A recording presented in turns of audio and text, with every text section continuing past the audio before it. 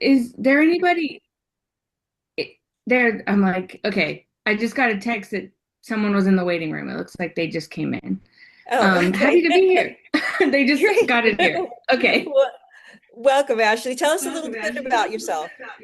Like you said, I've been in the business for 3.5 years. Before this, was in social media. I ran for nonprofits and small businesses. I've been doing social media before this. That's what one of my degrees is in. It's something I really love, so I'm excited to be here, talk about it with one of my other loves, travel. So, really happy to be here.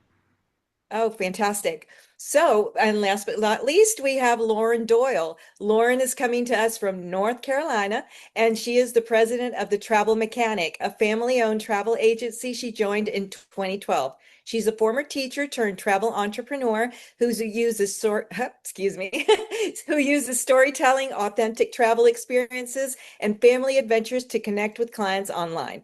She's also a mentor to the next generation of travel advisors. Lauren, so happy to have you here with us today. Hey everyone, thanks so much for having me. Oh, wonderful. Oh, I see we've got Sarasota, Florida. Welcome, Sarasota, Florida. Welcome, Texas. Welcome, Arizona.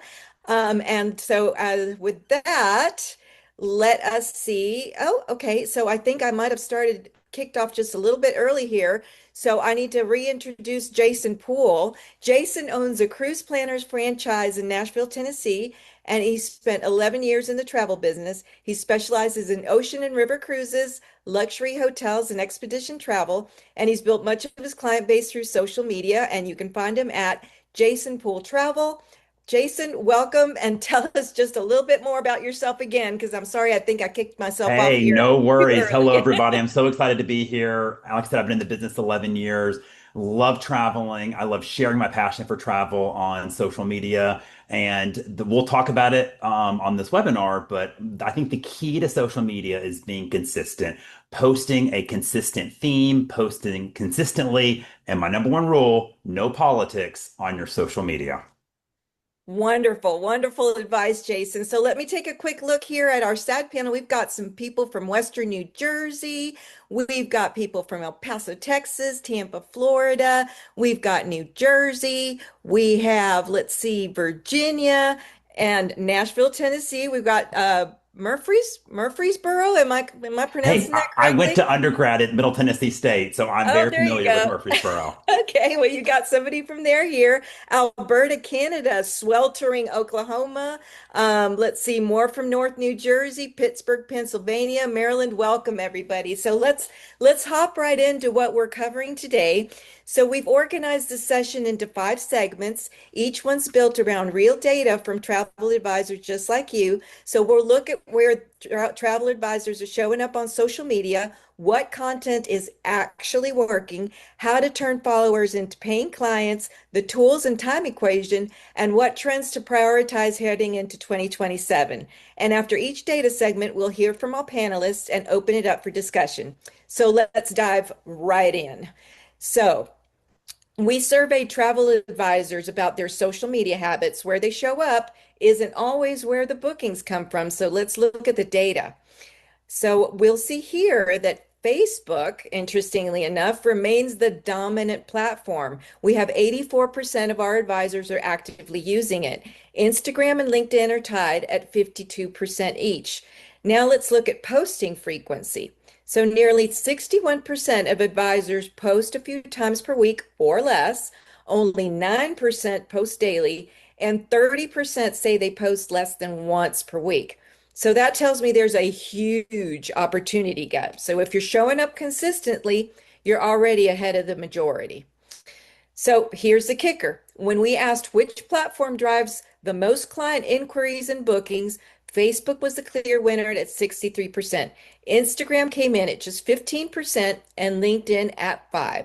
So it's the platform advisors invest the least new energy in and still the one converting the most into real conversations and bookings. So let's get into our panel discussion to talk a little bit about these numbers. So let's start with you, Jason. How important is social media to your overall marketing strategy today? I mean, it is the anchor of my social media and marketing strategy or marketing strategy. And I always say posting on social media is just a portion of my strategy. It supplements the conversations I'm having with my clients. It makes no sense to sign up for these auto social media posters that post everything to everyone when you're not having those conversations about those suppliers with your clients. So I choose a few select suppliers.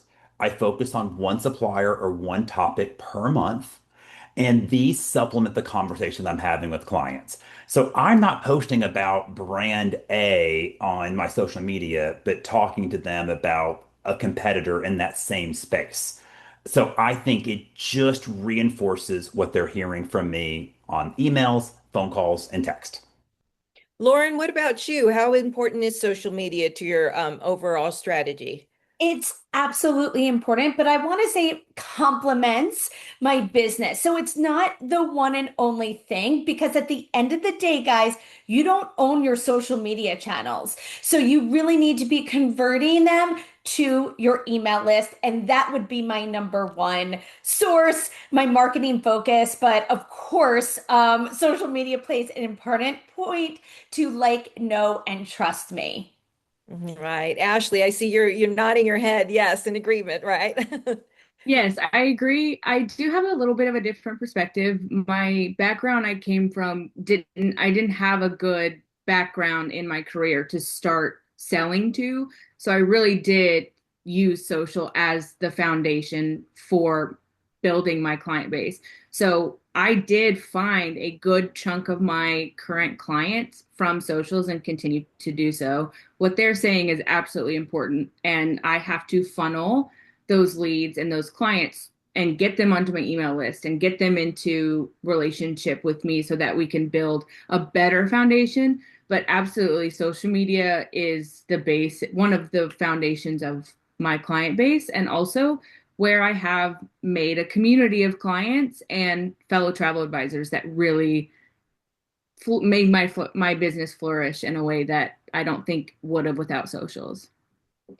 So, Ashley, we actually had a really interesting chat right before we went online here. And our next question, I think I'm going to start off with you because which social media platform is currently driving the most engagement for your business?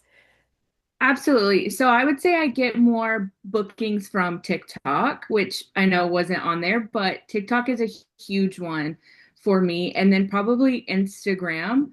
Instagram is better about keeping that client relation going. So I am constantly engaging with, for example, I just had a honeymoon travel, and I'm the entire time leading up to her honeymoon, I'm commenting on her wedding pictures and I'm seeing things. So there's more of a relationship there with my clients on Instagram, but when it comes to sales, TikTok, people use it as a search engine. So they're searching river cruise, Alaska cruise, honeymoon destinations, and one comment on a room tour of mine or me just yapping to the camera can turn into a booking very easily.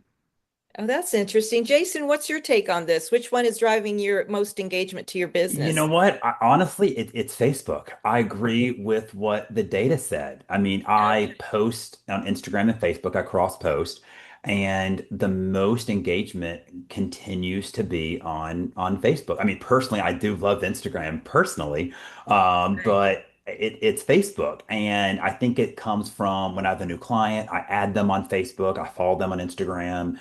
And I just make sure that my name is consistently on in their feeds. So they're always thinking about travel every time they see me on Facebook or Instagram.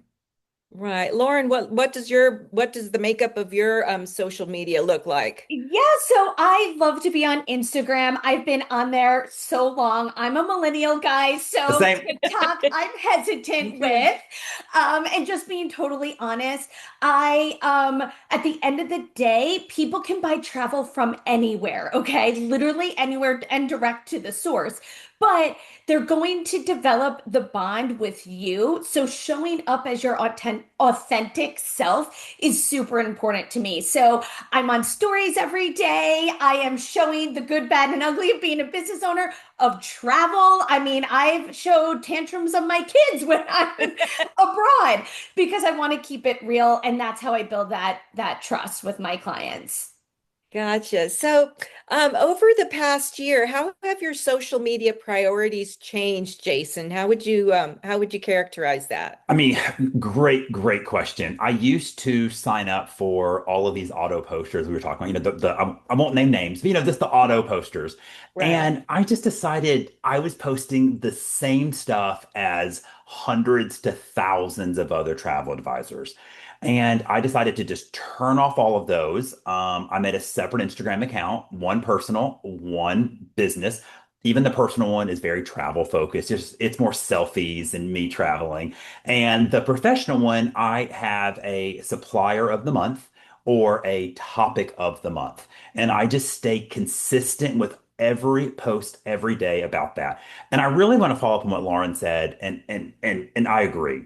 I used to think every post, every video, every talking head had to be perfect. I had to be perfect in my videos.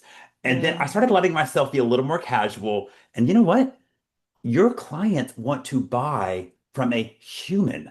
If they wanted to buy from a computer or robot, they would just go to the internet. So, Lauren, I completely agree with what you said. It's okay to show yourself with your hair down, metaphorically speaking, occasionally. Ashley, how would you say your social media priorities, if they have changed over this past year? I would agree with both of them that it is important to show up as you, because, like Jason said, people use a travel advisor as a human. If they wanted AI or a computer booking site, they would do that. So I think on socials, I'm constantly reminding myself, just like Jason said, it doesn't have to be perfect. And I think a good thing to think about that I have learned over the past several years is if I go to my page and every single piece of content is a sales pitch, nobody wants that. Nobody wants to come to a page. They can't connect with the sales pitch if that's all they're seeing. Like Jason's talking about being at the top of the feed. When someone logs on, they want to see Ashley, they want to see travel and keeping my name at the top of their list. But if every time it's just a sales pitch, it's not anything about like me or like Lauren said behind the scenes or anything how I feel about travel or how I feel about, you know, a new hotel or whatever, then they can't connect with that. And so I think it's important. I'm constantly reminding myself it's not always sales. Make sure you're connecting with your audience. Make sure you are trying to reach people, but taking care of your audience is first and foremost your priority because there's people, those are, as I see it, not cold leads. Those are warm leads if they're following me. So as much as I am trying to find new people to bring into my community and follow me, I'm constantly being like, show up for my audience and what they followed me for. Right. And the whole thing about having to be perfect all the time is kind of like a non-starter, right? Because, they Right. don't want to see AI.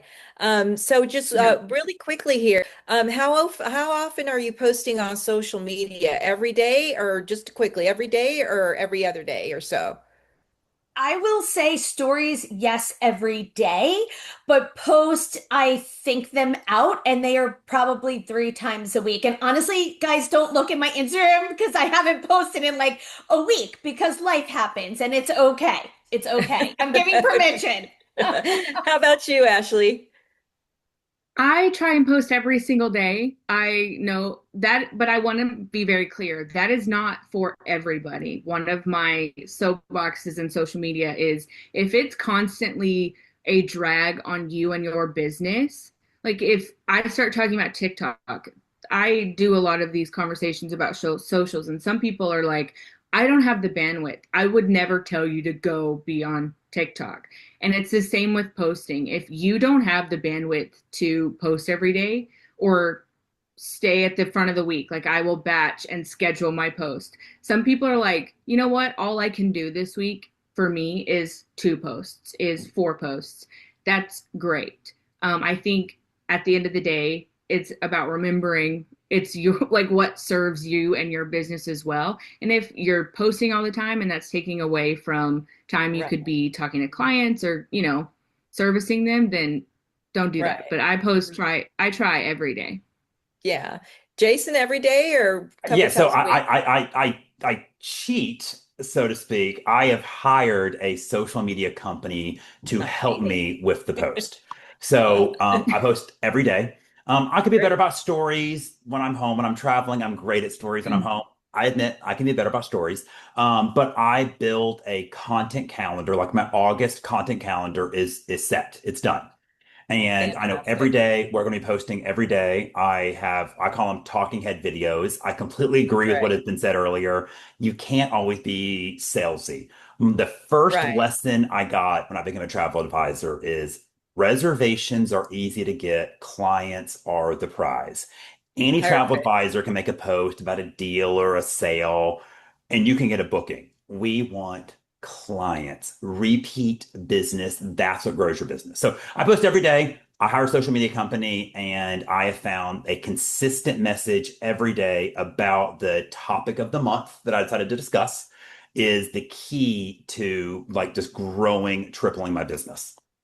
So that's the perfect segue into our next segment, which is content that connects, right? Because it's all about connection. And not all content is created equal. So let's look at what advisors are posting and what's actually landing, which is something what Jason was just talking about now. So destination inspiration is king. We have 71% of our advisors answered that that is their go-to content type. We have personal travel experiences and deals or promotions are actually tied at 46%. Educational travel tips come in at 37%, and video or reels come in at 30%. So, one thing that we see here is that static images still win. So, talking about the format, when we asked what format performs the best, static images were leading at 37%. Text posts were at 24, stories at 21, and short form video like Reels and TikTok were at 17%. And those famous carousels that everybody was talking about once upon a time, they were only at 2%, interestingly enough. So video does get the buzz, but static images outperform it for most of the advisors that we surveyed.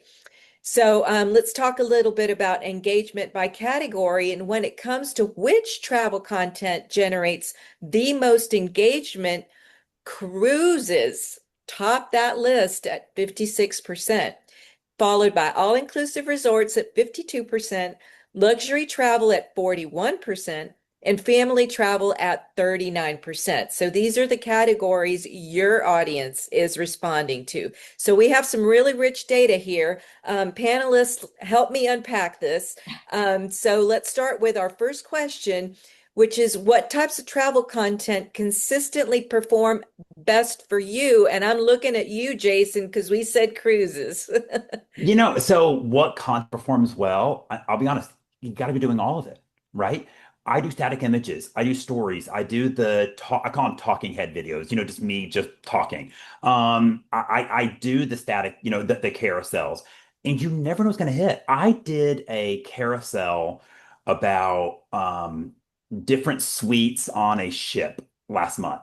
I cannot believe the responses I got of it. I mean, I'll be honest, it was when I was building my calendar, I kind of thought this is not the most exciting post I'm doing.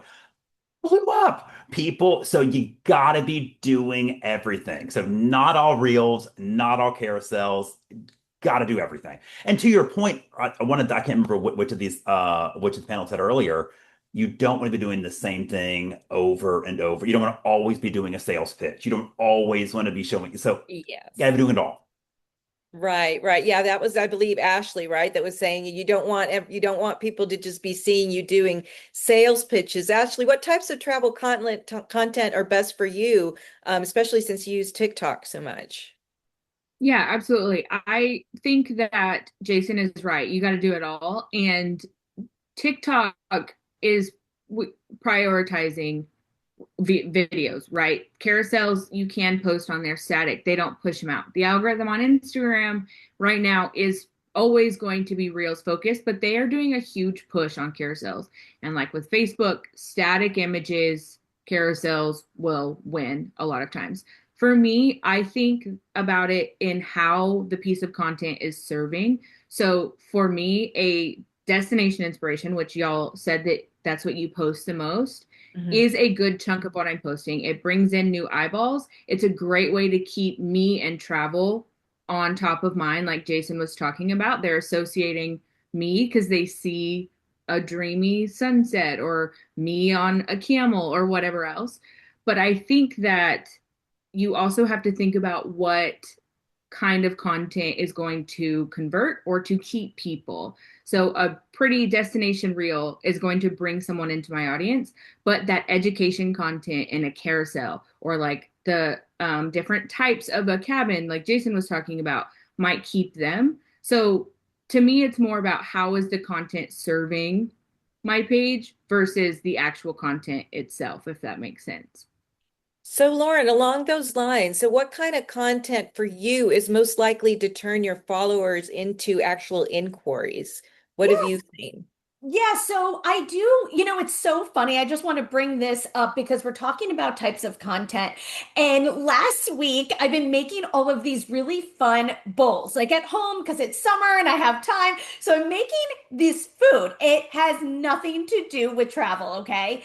I had like 20 DMs. Give me the recipe. Oh my God, me too. So all of these people are loving my homemade bowls and it is hilarious. So, yes, I always post about travel. People know me as, the travel girl around here, but I just want to share with you being authentic. That's what I mean about being authentic. It's like you've got to share something to bring in that conversation because everyone following you isn't going to be ready to put down a deposit on a trip. We're all at different points. They may be on a beach vacation right now, or their kids screaming in the pool, and they're not going to put down a deposit. So I do think just having that authentic, maybe different switch up content to get those conversations going and really connect with your followers on Instagram. They see that you're real, right? You're Yes. you're a human, and that's where we connect. We absolutely connect with people who, we think we know, even though they are on social media. Right. Jason, do you think that destination focused posts perform better than supplier focused posts for your business? I mean, so personally, no, but my business is very cruise heavy, where if I was more, custom FITs, it might be a different conversation. So for me, I'm probably 80+% cruise focused. So I am very much about the cruise supplier of the month. But I do think destination like it's different for everybody. Like what kind of business you want to like, I don't really do a lot of Disney, but I could see where a travel advisor that focused on Disney, spending time about, the different destinations and the parks, that could be very, very beneficial for them. It would be worthless for me. Right. Ashley, what's your take on that? Your destination focus basis versus supplier focus.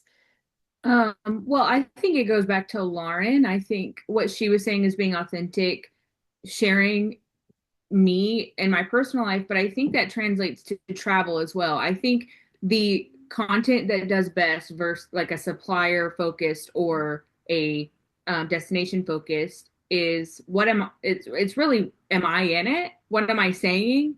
I think if I'm doing a talking head video, I call them yap videos, Jason, like I'm Oh, I like yapping that. to the Okay, I camera. like that. Yeah. And I can be like yesterday, I posted a video yapping about Halloween Horror Nights and how I would never personally do that. But just talking about it gets me engagement. But it's me talking with my audience. And I think when it's me in destination, that's always going to hit better than just, like a photo saying, here's the, anthem of the seas. But if I'm actually on it and I'm engaging with you, I think that's where you win. Right. Well, speaking of client testimonials, how effective are client testimonials and success stories in your content mix, Lauren? Yeah, so I always get testimonials and I push them to Google and I do see a lot of engagement, right? Because that's helping your SEO and it's driving you up, especially in a local, I guess, standpoint, right? Because we all live in different places. So testimonials are huge. And then repurposing them as a post is really effective. And I'm looking at my Instagram right now and I'm like, I am behind on that. But I just want to be honest with you guys. Like, I'm not going to come out and be like, oh, everything's perfect. I mean, Jason, I'm so jealous. You have all of August totally prepped and planned out because I do not. I will get there. But, I think repurposing a testimonial is huge, but I think you really need to tell the story because people need to understand why to use a travel advisor. I actually don't have one supplier on my whole entire feed. I was just looking, I'm like, oh my God, I don't even have Yeah. that Mhm. because I'm more about relating and showing people what I can provide as when they hire me. Right. Yeah. Jason, so on that August calendar of yours, do you have any client testimonials and success stories mixed in there? I do, yes. Okay. So I do my social media a little differently than I've seen other travel advisors do it. So I said before, I do a supplier of the month or a topic of the month. And I reach out to those suppliers, get help with co-op money, because I told you I hired a social media company and I have to pay them. So I get co-op money, but it's not sales focused. Like last month or July this month, it was all like celebrity cruises. I just got off Celebrity Excel and the Med, so they help offset the cost of my social media company. But it's not salesy. It is like I'm Jason Poole and I am a celebrity cruises expert, and this is why you should be using me. So it's being Look, there's how many travel advisors are there in the country? I mean, thousands, hundreds of thousands. You have to set yourself apart as a professional seller of travel. And that's how I use my social media of saying, like, hey, I am a professional. I don't recommend every brand to everybody. I don't recommend one brand to everybody. Let's have a conversation. And I want to be a professional seller. So yes, the client testimonials in August are definitely there, and clients will call me to book a cruise line after conversation. They get on a different one because of my knowledge. I've been on all the cruise lines, so I know them Right. all. Right. Ashley, do you use client testimonials and client testimonials in your mix? Sometimes I, like Lauren said, kind of push them to like I'm under TLN to my agent profiler or to Google or to my Facebook business page. If I do them, it's usually on stories. Gotcha. I have occasionally done them on my feed, but in my experience, the buy-in is after you already know me, so I use stories for it. Gotcha. So let's move over to from followers to clients. So here, engagement isn't just the goal, it's the on-ramp, right? Here's how advisors are turning their followers into bookings. So when we asked about primary goals, 52% of our respondents said that generating leads and bookings are their primary goals. So that's clearly top priority. More than half of them say lead and booking the generation is their primary reason for being on social media ahead of brand awareness or community building. But then we asked how you measure success. Bookings came in at 46%, engagement at 43, and DMs and inquiries at 40%. But a full 24% of advisors say they don't actively measure performance at all. So that's nearly 1 in 4, and that's a gap worth closing. Hmm. So, right now about conversion. So, how are you turning your followers into clients? Direct messages, DMs lead at 50%, followed by phone calls at 39% and website inquiries at 25%.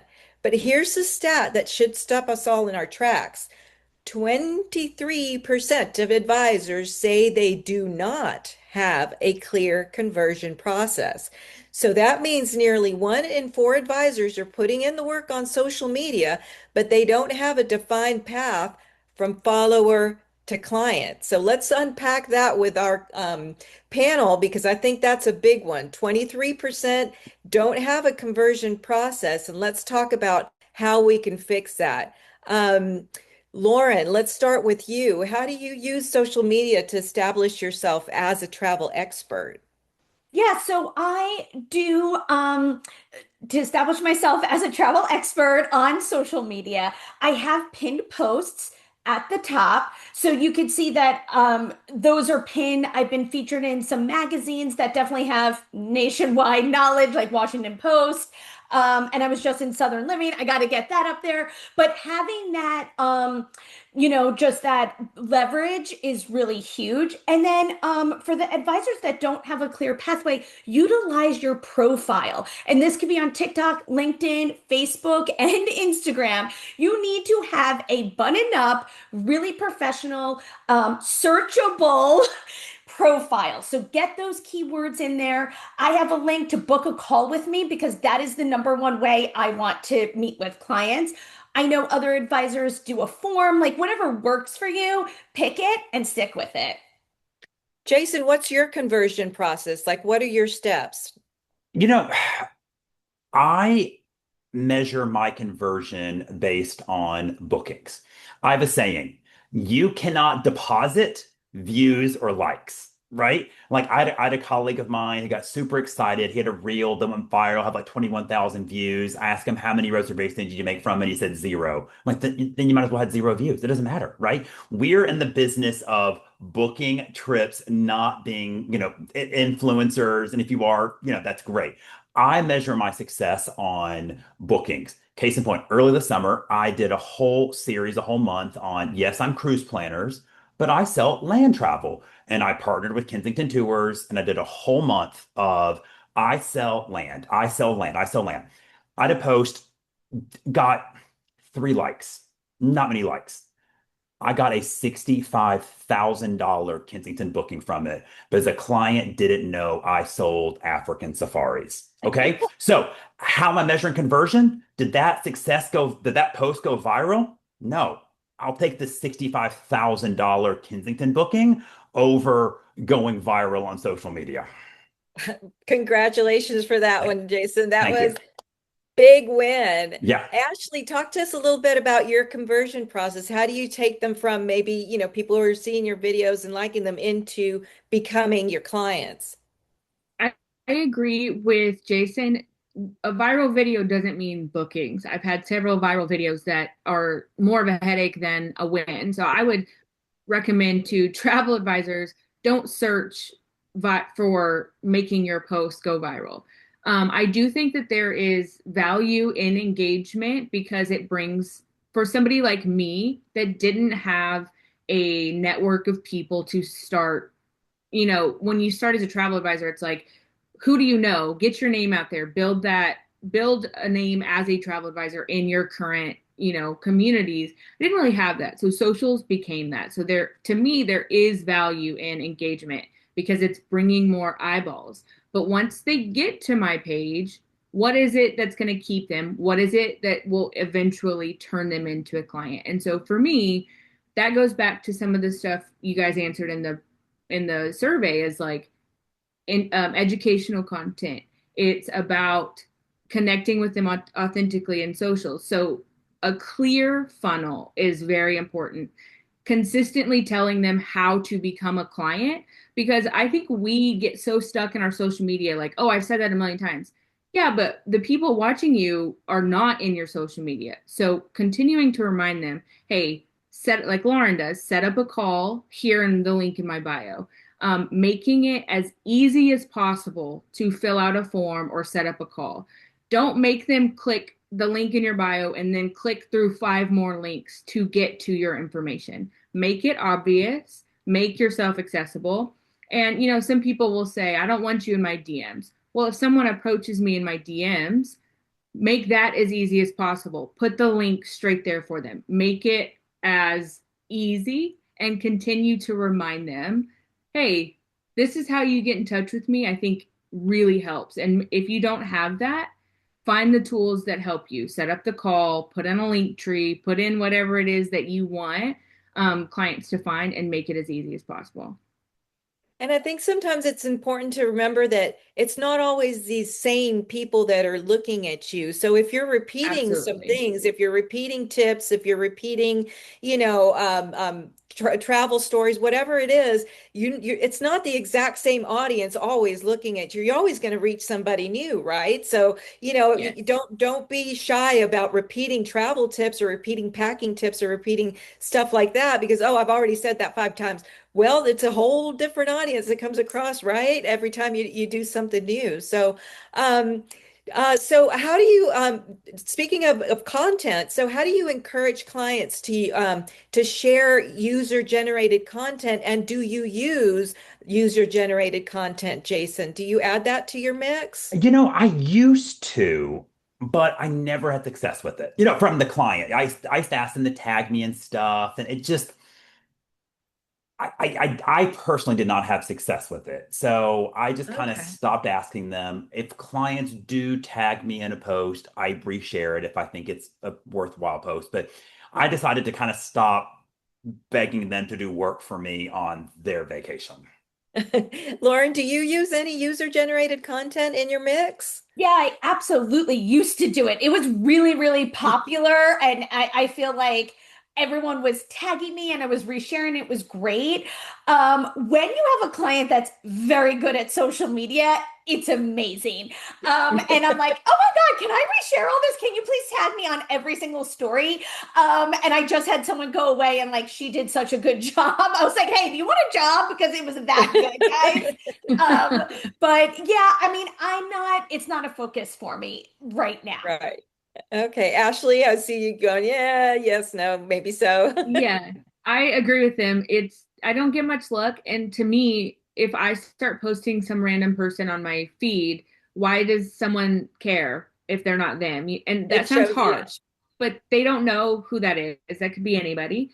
On right. stories, I will because I can add something. I can say like, "Oh, loved planning this with you," or something that is a little bit more me. But on the feed, no, Gotcha. I don't. Gotcha. Yeah, they'll say like, who's this person? And I thought I was on Ashley's Exactly. feed, right?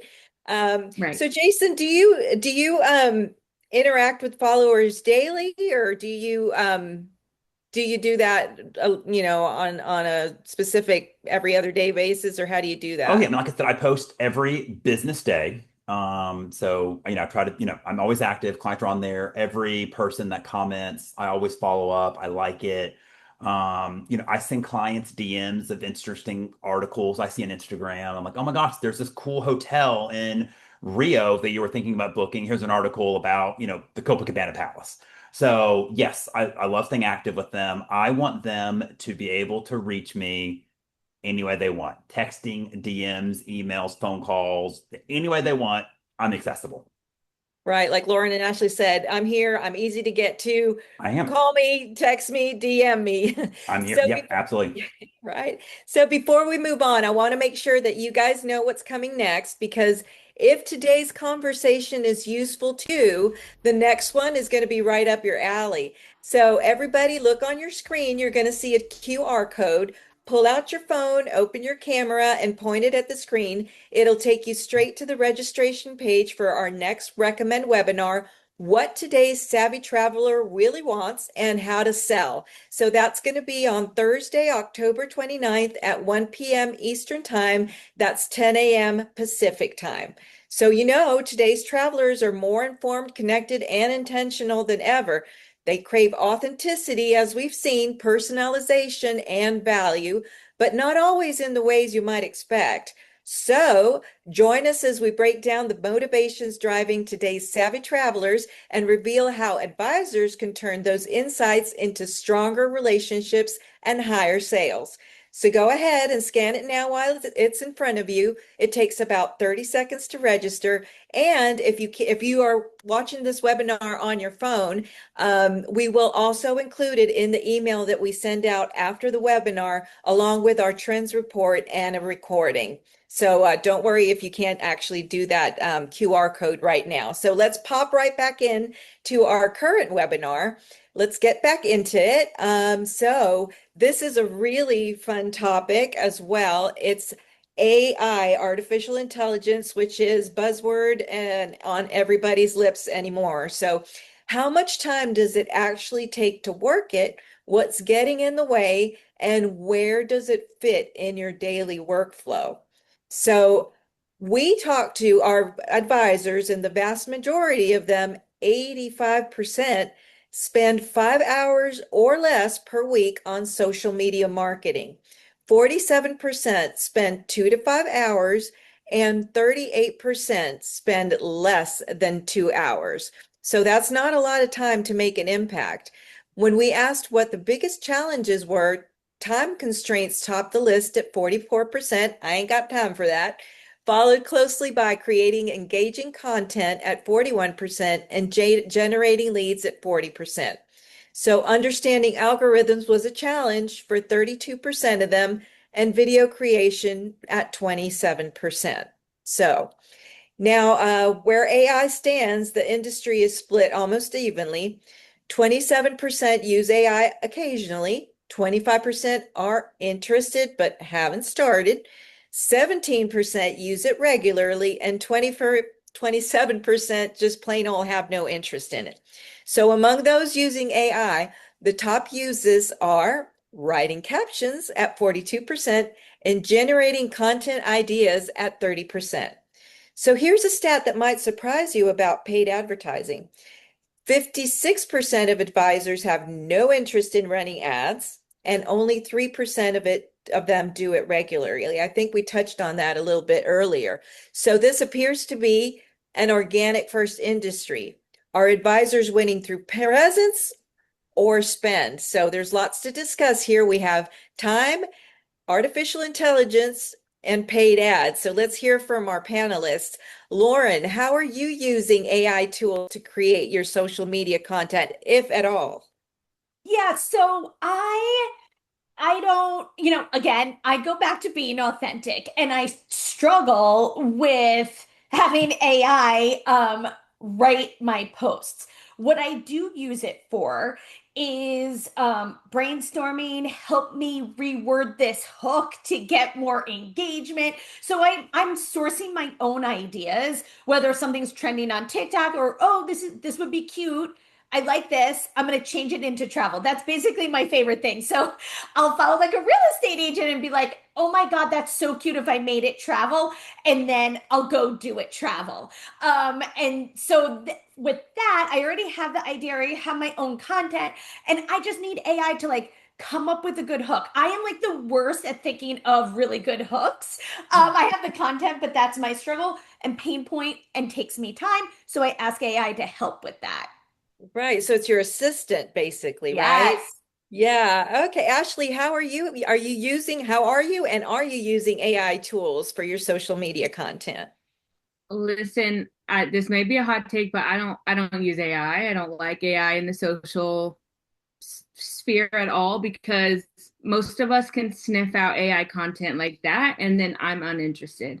If I see graphics made by AI, Oh, I'm out. And I think if you are wanting to engage with dinks, is what I call them, like dual income, no kids, younger millennials, older people, that you're losing them. All of the studies are showing that people are inundated with AI content and they're over it. And some of the platforms are starting to mark your content as AI generated. And if I see that on your content, I'm out. I don't know what you generated. I don't know what you used, but I don't want that. I just don't. I don't want it. And so I think AI tools can be helpful in organizing a content calendar or those types of things. I still do it my own self, and that works for me in my business. But um, I don't want to be using a travel advisor that I know is just creating with AI because I want, like we talked about, I go to an advisor for a human experience, human authenticity, and I want to see that in your socials. And so if I go and I see a bunch of AI posters and AI stories, it might look nice and it might, save you 10 minutes of like using your own brain. But in the end, what kind of clients are you going to build with that? And I really think the answer over the next couple of years is going to be that you're not building a good client base if you're using AI generated content. Right. It's more like we said, like using it as an assistant rather than a total Yes. creator, right, Jason? Like somebody to organize things, not to actually create, especially graphics. Horrifying, A right? the AI graphics are we aren't allowed to cuss on this Cringe. family podcast, but they're not good. Okay, they're not good. Now, do I use AI? Use AI every day, right? I use it. I use it and like help me. Understand this email from a client. Does my response hit all the topics? I use it every day, right? I use it to also help me with my content calendar. So I'll just throw a bunch of things in there, like, hey, this is what I'm going to talk about all month long, and I just type out, organize it cleanly. So I do use it to help me create a calendar. But the talking heads, what you call them, the yapping videos, The they're acting videos. they're me. Sometimes for the Yeah. caption, I will use AI to help me with some of the captions because the meta algorithm does look for certain words and phrases. So sometimes I will use it for the captions to make it a little longer than I would typically write it for myself. But what they're seeing in the carousels, the photos, the yapping videos, all me. Every time I see a AI generated graphic, it's Yeah. awful. Yeah. Oh, I totally agree with you. Anymore, it's like, well, what are they calling it? They're calling it AI slop It's at slop. this It's point, slop. Look, right? I think you would be better off posting nothing. Right. Amen. Yes. Nothing. Right. Just again, we it goes down to authenticity. AI is a wonderful assistant and it can read through PDFs and pull out things that you would need in a nanosecond. But to create yourself, your persona, that's why y'all have these wonderful personalities. You need to put them out there and I that's what sells, I right? agree. And the graphics they make, the ship doesn't even look right. Oh, they're awful. They're awful. True. And it's getting better, but still it's so easy to see what it is. So Yeah. let's move on to paid social advertising. So are you investing in paid social advertising? And if so, which platforms are delivering the strongest ROI? Ashley, let's start with you on this question. I have the answer is yes and no. In the beginning, I did, and very little luck. I think with paid ads, you really already have to have an established social media presence and really focusing on that. I just really, the way it works and how expensive it is these days, organic is still the best way. And unfortunately, I think a lot of people want to be able to just pay it and it goes out, but it really has not been successful in my business. I've done them. I've done super specific targeted campaigns on location, on all kinds of things. And the ROI has not been worth it for me. Organic wins every time. Think, Jason, we were chatting a little bit about this before we came on camera. What's your take on this? You Let's know share what? it. In the interest of time, I'm going to cop out and say I agree with every word Ashley just said. So I know we're running long. Ashley, there's no need for me to repeat it. Lauren, would you agree? Yeah, you need to have a big budget, and I don't, and not willing to dump it there. So Right. Great. So I was going to ask, like, how do you measure success beyond likes and follower growth? But I think everybody answered that, and that is with sales, correct? Sales. Like that's how you measure it. Like you can have 20,000 likes on a viral video, Ashley, right? And you get no sales, and you have Yeah. 5 likes on one video, and then Jason made a $65,000 sale, correct? So Yeah. that's the best measure of success. Um, so let's Yeah. move on to our next segment. We're going to be looking at what are the trends, partnerships, and confidence levels shaping how advisors will show up in 2027. So when we asked our advisors which trends they're prioritizing for 2026, personal branding and storytelling came in at number one with 52%. Niche specialization followed at 45%, short form video at 36%, and community building at 27%. And that AI driven content, only 9%.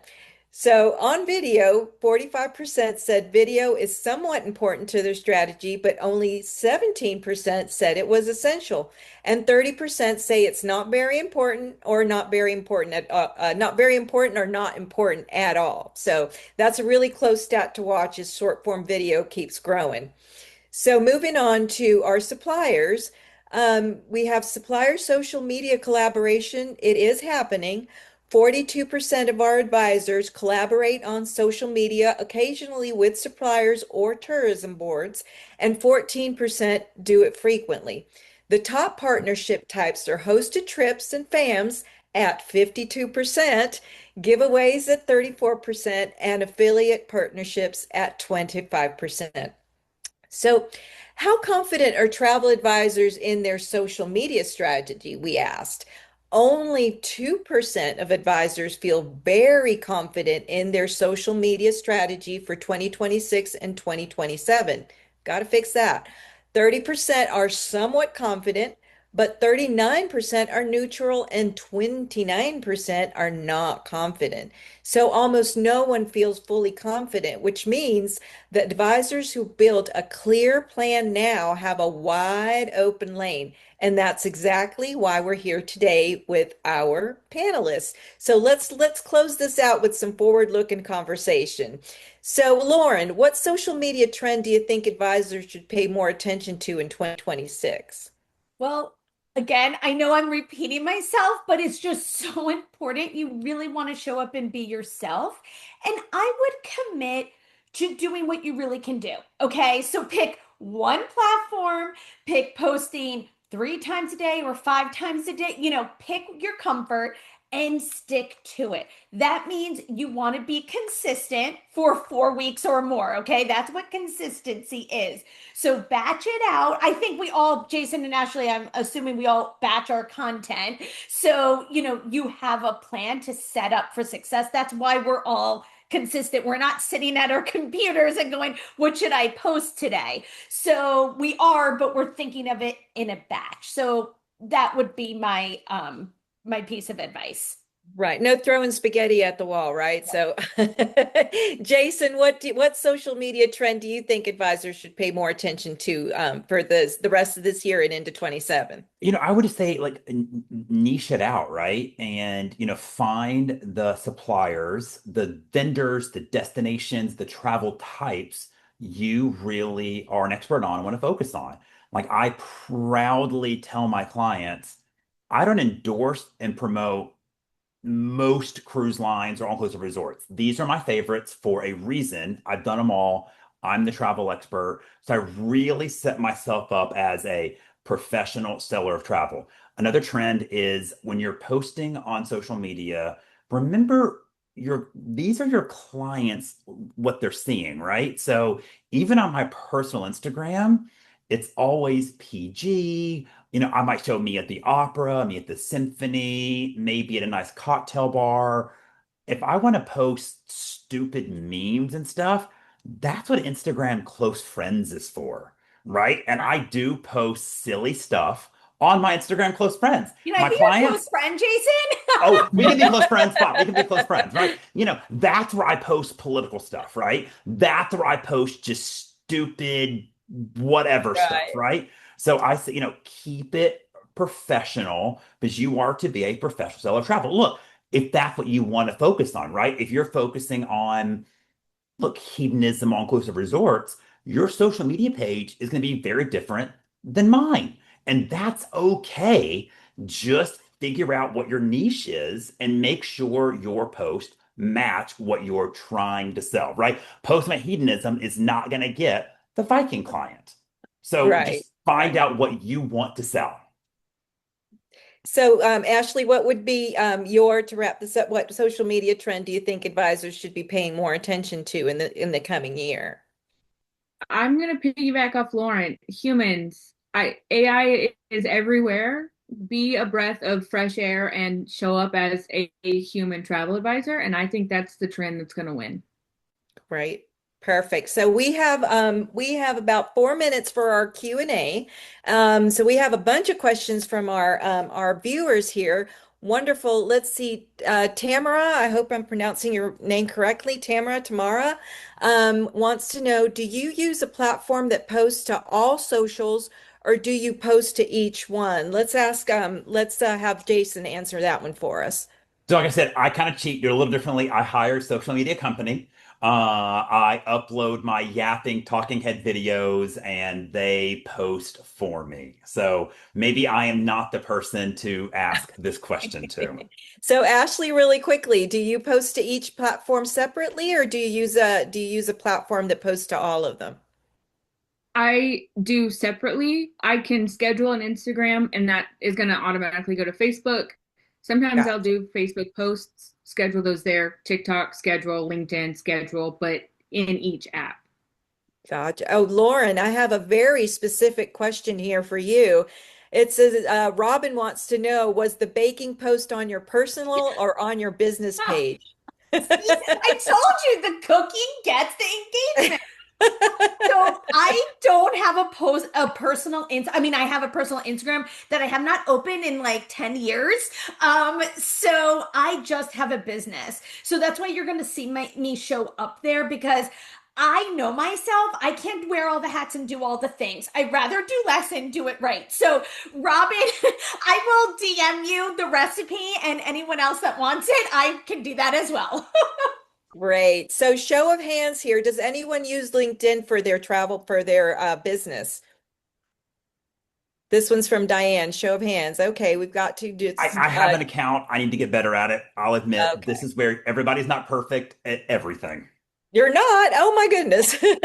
So we have Debbie asks, I'm curious about the demographics of clients that end up booking by finding you on social media. Any trends there? Lauren, can you answer that one for me? Yeah, so, I have found a lot of clients. It just ebbs and flows, and I wish it was like a consistent stream. My consistent stream of leads is my website. So each week I'm getting leads from there. Instagram's a little like, okay, we're going to talk. Then I hear from them a few months later. So it's a little harder to track. But again, it's that like, no trust, repeating, people seeing you here, there, Facebook, Instagram. Oh, I'm in the supermarket. They see me, that kind of thing. That's what really converts. So I think just showing up. Okay. So Danielle asks, actually, wait, this is a really quick question because we're wrapping up on time here.